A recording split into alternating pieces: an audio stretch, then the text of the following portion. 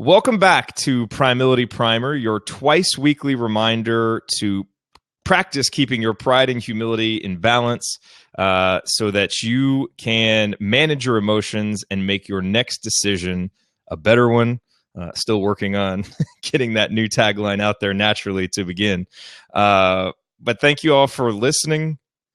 And I'm getting the feedback in my headphones again. I'm just going to take my headphones off for right now.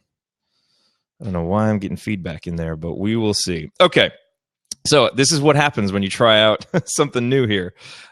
Issues with the headphones, but that's okay. So let's begin here. So the daily schedule may have changed. As you know, I used to do this every single day, and I've changed that, replaced now by a less intense twice weekly schedule. But one thing hasn't changed, and that is that Thursday is still Thank You Thursday, because the more that I explore the concept of primility, the more I realize that gratitude is inextricably linked to it. So if our goal is to practice balancing pride and humility so that we can make our next decision better and manage our emotions better, which it is, then gratitude can and should play a huge role in that, because it requires primility to fully embrace what we're grateful for. And here's what I mean by that. Number one, it requires the pride first to recognize the many wonderful things in our lives, right? The achievements, the blessings, the gifts, the abilities that we have, the relationships that we have, all of these things that we are grateful for. And then it also requires the humility then to recognize the people, the opportunities, even just the happenstance that combined with our own efforts has made all of those wonderful things possible. So practicing gratitude really is practicing primility, with the added bonus of being scientifically proven to make us happier and healthy people, happier and healthier people who then have a more positive impact on the world around us. And the other thing is that practicing gratitude is also a way to practice empathy, because by practicing gratitude, we're recognizing the impact that others have had on our lives, and we're reciprocating that, right, with our words or with our actions, or hopefully both. And we're recognizing the natural need of most humans to feel appreciated. And we're responding to that by making people feel appreciated for something meaningful that they have brought to our lives. And so that's why I changed the front of primility.com. If you go there now and look, it says balance pride and humility, practice empathy and gratitude. Because when you practice gratitude and empathy, you naturally bring your pride and your humility into balance. And that allows you, again, to better manage your emotions and make better decisions. So the question then is how to do it. And today on this episode of Primility Primer, I want to explain a few methods that I've been working on to practice gratitude in my own life. One will be very familiar to regular listeners of this show, and the other two will be new. So I want to discuss these now, and then I'll open it up. If anybody is here, if anybody sticks around for discussion, the first gratitude gathering that we'll have. So we'll see how that goes. So if you're here listening, and even if you're listening on the podcast, think about things that you're grateful for and perhaps additional ways that you can practice gratitude in your life. And let's discuss them at the end. So number one, the first meaningful way that I'm trying to practice gratitude in my life is the old way, the way that I talked about on every previous Thursday episode of Primility Primer, which is consistent thank you note writing. And obviously, there are easy opportunities for thank you notes when someone gives you something, when someone does something for you. Christmas is obviously a great one. But it doesn't always have to be some big event like your birthday or Christmas. It can be something random that someone does where it's not in a quote unquote expected thank you note situation, and you still write one. And thank you notes don't have to be long. You just want them to be sincere. You want them to be specific. And so I'll read here the thank you note that I wrote this morning, another tradition here on Thank You Thursday. This one is actually to a guy named Paul, who sent in a really generous donation to the Assembly Call, one of my other projects. And so I made these little postcards that for people who donate, for people who really do something special for the show, that I can then write them a quick note. Again, it doesn't have to be long. It's just the act of recognizing the impact that person had. And so here's the thank you note that I wrote to Paul. Paul, thank you so much for your loyal and generous support of the Assembly Call. It means so much and makes a huge difference in our ability to deliver the best audience experience. It is such a privilege for us to be able to speak to longtime IU fans such as yourself. That is the most rewarding part of doing the show. Thank you. Now let's hope our Hoosiers can keep playing well and give us plenty to feel good about in February and March. Go Hoosiers. Simple, quick, to the point, specific, by, noting something that I know about Paul, that he's, an older IU fan, a longtime IU fan. That gives it that more genuine feel and makes a bigger impact with the thank you note. So that's one of the reasons I like to read those out on Thursdays, is really to encourage you, hopefully, to take some step today to thank somebody, whether it's with an email, a thank you, some other action, a thank you note, doing something to reciprocate something good that someone's done for you. Feeling that gratitude yourself, passing that out in the world. It helps everybody who's involved. So that's number one. Number two, and I mentioned this on the last episode, is I got this new journal for Christmas. Hope you can see that from carvon.com. It says Primility down there at the bottom. A wonderful gift from my wife, Heather. And it's really inspired me to start journaling more. And so I've started journaling in the mornings. And one issue that I've always had with journaling is kind of the issue that I've always had with writing, which is that fear of the blank page, right? How do you get started? Because a lot of times once you get started, then it just flows. And I realized that to make the journaling process easier, I should just I should write the same thing at the beginning every single time. So I'm not thinking about what I'm going to write. I just start writing and then it goes. That was my hypothesis. And through about 2 weeks of journaling, it's worked really, really well. And that statement that I write at the beginning every single day is, I am grateful for so many things. And then usually my first paragraph is spent, talking about to myself a couple of things that I'm grateful for. And I love that, because not only does it, kind of grease the skids, so to speak, and get me writing and removes that fear of the blank page, but it's such a great way to start the day, to sit down and think and just to state to myself, I am thankful for so many things. I am grateful for so many things. And then to think about one or two or three of those. And it just puts me in a great mindset. And I've really found it to be hugely beneficial. And again, the idea of this episode is meaningful ways to practice gratitude. And if you go back to episode 81, the last episode, the importance of practice, of doing something habitually, of taking it from theory and idea into practice. And it doesn't have to be some big complicated thing. Just the process of writing that sentence out every single day is a way to practice gratitude and get myself into that mindset. And I found it to be hugely beneficial. So number one was the consistent thank you note writing. Number two is stating in my journal every single morning, I'm thankful for so many things.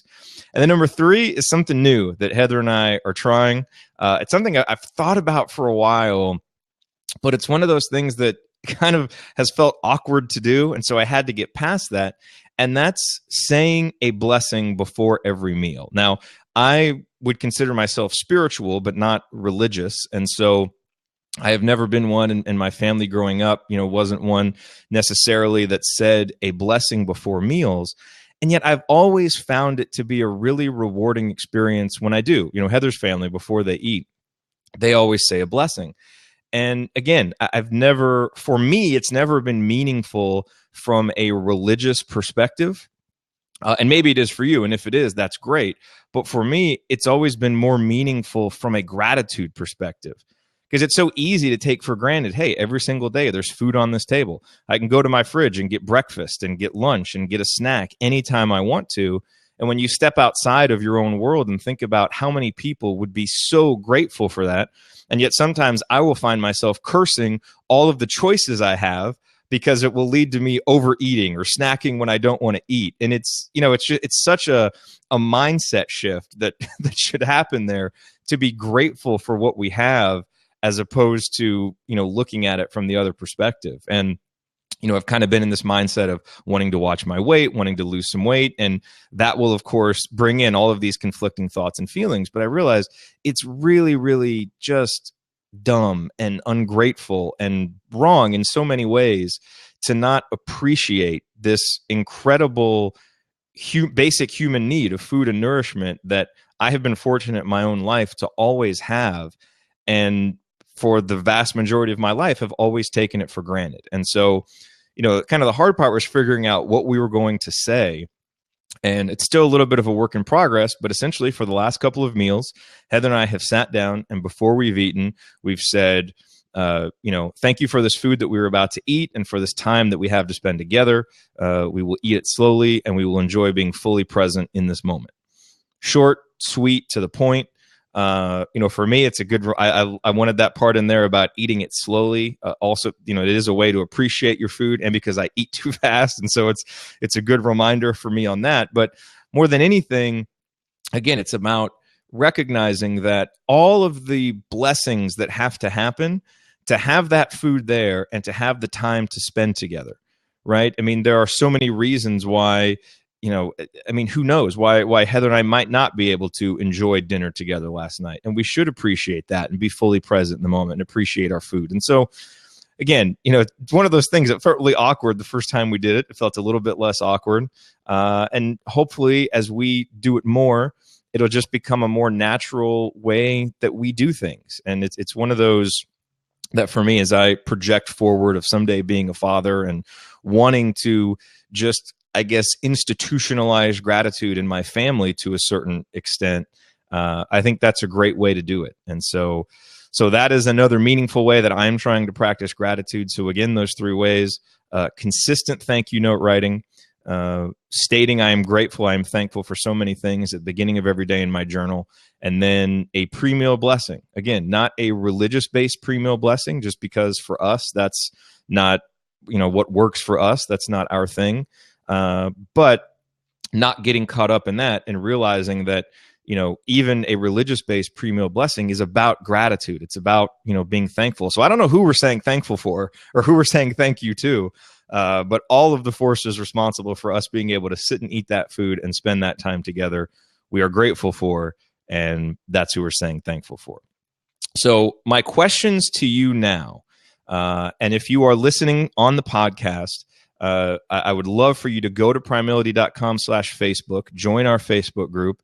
I'll have a post up there where I pose these questions, and I'd love to talk with you about these and hear your answers. Our number one, just what are you feeling thankful for today? That's just a general question we can always ask and talk about on Thank You Thursday. And then number two is, what new way can you practice gratitude in your own life? Really sit down and think about that. Challenge yourself if you have to, because it's one of those things we know that we should do, but then when we start doing it, we realize how impactful it can have, how much happier it makes us, how much healthier it makes us, how much better our mindset is, how much better our interactions are with other people. And so, we always think of gratitude as this selfless thing. We should almost start to think of gratitude as a selfish thing that we can do for ourselves. Because I can just state from personal experience how much it's had a positive impact on me. And I'm confident that it can on you too. So what are you feeling thankful for today? What new ways can you practice gratitude in your own life? What new meaningful ways can you practice gratitude in your own life? Think about those, to yourself, maybe journal about them, or again, go to primility.com/Facebook. If you're not already a member of that group, request access. I'll know that you heard about it on the show, and I'll be happy to let you in and have you join the discussion, because the discussion is much more meaningful when there are more people there. All right, so now we're going to try something new, and that is what we call the gratitude gathering. So I have been recording this on blab.im, and unfortunately, I had to take my headphones out because I was getting feedback in my ear. And so I'm hoping that this will work. Once I take my headphones out of the computer, we'll see, because I would love to hear from you all. So let me try this. I'm going to do this every Thursday too. Record a Primility Primer live, and then allow folks to come on and basically answer those two questions of what are you thankful for? What new meaningful ways can you incorporate gratitude in your own life? So we'll see if this will work. If you would all let me know, can you still hear me? Hopefully everybody can still hear me. If you can put something just in the chat, maybe let me know. And then I'm going to open up one of these seats. And if anybody wants to come on, if you don't, it's totally okay. I don't want to put any pressure on anybody, but if you want to come on and talk, let me know. I didn't promote this up very much beforehand, but it's awesome to see so many people here. Thank you all very much for being here. That is wonderful. I really, really appreciate it. And let's see. Okay, so we've got here a note from Lively Debate. I can appreciate the notion, but I hesitate to call gratitude what is probably more gladness or happiness. For me, the word gratitude implies a benefactor. I mean, let's see. Can I not call in, but just say what I'm grateful for? Yes, Kaylee, you can just say what you're grateful for right here in the comments. And, that's an interesting comment there about, the difference between gladness and happiness and gratitude. I think with gratitude, yes, gratitude implies that there is someone else or something else responsible. And I guess I look at it and I struggle to figure out things that we're thankful for, great things in our lives that someone else isn't responsible for. Again, even if it's just happenstance, even if it's just feeling grateful for the circumstances of our birth, because frankly, the circumstances of our birth will dictate a lot of what happens in our lives and that we have no control over. And so we have control over our next decision and the decision after that and what we make of our circumstances. But certainly, I think there's a level of gratitude that can be there in almost any situation. The challenge may be finding what that benefactor is, understanding the forces, the people, the circumstances that have brought us here. But I find it to be a really refreshing mental exercise to do that and to realize that nothing that we do is just our own. There are always other people, other circumstances responsible for any good thing in our life. So that's how I feel about that. Kaylee says, I am so grateful to be able to work from home doing something I love. I feel a lot of guilt about it most of the time because the people I love work jobs they don't really enjoy. I feel like it makes me keep my gratefulness under wraps. That's really interesting, feeling guilt about working from home. Boy, I bet we could do an entire episode on that, Kaylee, and that kind of gets me thinking because I'm in the same boat as you, working from home. I don't go into the office very much, and I do love what I do. Feeling like it makes you keep your gratefulness under wraps. That's an interesting point about keeping your gratefulness under wraps. It certainly isn't necessary for everybody to be so public with gratitude, I suppose, as I am being right now. For me, once I started doing the Primility Primer episodes and realizing how important gratitude was, I felt like it was important to kind of lead by example with gratitude. So I think, Kaylee, it's okay to keep your gratefulness under wraps, especially if you feel like it might make someone else, like she says, because they are kind of unhappy. So it seems rude to say things like, oh man, my job is so great, I'm lucky, when they dread going to work every day. There's a lot of empathy there. And that's great. And so maybe you don't say, maybe you don't talk about how great your job is, but certainly privately to yourself, you can practice that gratitude and feel that appreciation and understand that there are other people out there who don't feel that way and how lucky you are. And it certainly seems like you do. And I think that empathy to not kind of quote unquote throw it in the other people's faces is wonderful. And I wonder, I have to think about this. I wonder if there are other ways to encourage those folks to find gratitude even in a job that they don't like. We've all had jobs that we don't necessarily like, and yet there are other people out there who would kill just to have a job, who would love just to have the opportunity that we have. And I don't know, there may not be a way for you to do that with those folks. I have no idea, but that's one of those things where you'd love for them to be able to find the elements where they can be grateful for that job, or find the courage to leave it. And not everybody has that, but if they don't have the opportunity to leave that job, maybe it's because they're fortunate enough to have a family that depends on them, or because they're fortunate enough to be in a position of importance that they can't just leave. And those in and of themselves are opportunities for gratitude. I find that it's so much about our perspective, how we choose to view things. And sometimes we don't know we have that choice until someone communicates it to us. And maybe there's a way that you can help shift that person's perspective in that way. I don't know. And we've got Luis says, I'm grateful to be alive today and to do so many things like see my animals, which is a great one. I can do the same thing right here. I was actually terrified. I've got the windows open so that there's light coming in. And so my dog is sitting over here, and sometimes he will bark at the other dogs that pass by, especially in the morning. So I was worried about having him in here while I was recording, but he's done a great job of being quiet, and it always brightens my day a little bit while I'm working to be able to look up and see him. And so I think that is a wonderful thing to be grateful for, Luis.